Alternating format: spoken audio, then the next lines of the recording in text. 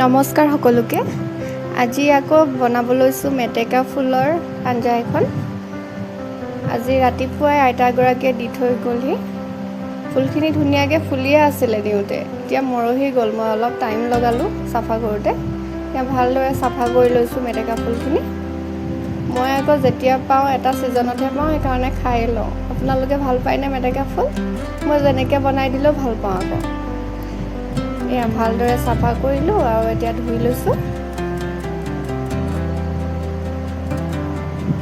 আৰু এতিয়া মই কেৰাহীখন গৰম হ'বলৈ দিছোঁ আৰু ইয়াত তেল দি দিছোঁ আৰু এটা পিঁয়াজ কাটি লৈছিলোঁ, সেইটো দি দিছোঁ। অকণমান ৰঙচুৱা হ'বলৈ দিছোঁ পিঁয়াজখিনি। তাতে আদা নহৰু অলপ খুন্দি থৈছিলোঁ, সেইখিনি দিছোঁ আৰু জলকীয়া দুটা দিছোঁ। জলকীয়াকেইটা কিন্তু নামত, বেছি পুৰাকৈ দিয়াই নাই। আৰু এয়া মেটেকা ফুলৰ শাকখিনি দি দিছোঁ। এতিয়া ভালদৰে লৰাই দিছোঁ।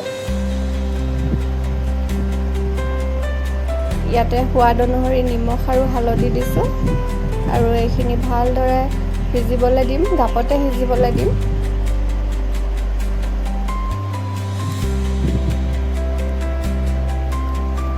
এতিয়া হৈ গৈছে এইখিনি।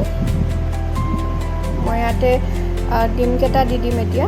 আজি ডিমৰ লগত বনাইছোঁ মেটেকা ফুল। যেনেকৈ এগ ভুজি বনাওঁ নহয় তেনেকুৱাই, কিন্তু মেটেকা ফুলৰ লগত সোৱাদটো বেলেগেই হৈ যায়। এয়া ৰেডি হৈ গ'ল মোৰ দুপৰীয়া আহাৰৰ কাৰণে। এয়া আজি লৈছোঁ মই গাহৰি বনালোঁ আপোনাৰ মিঠা আলুৰ আগৰ লগত।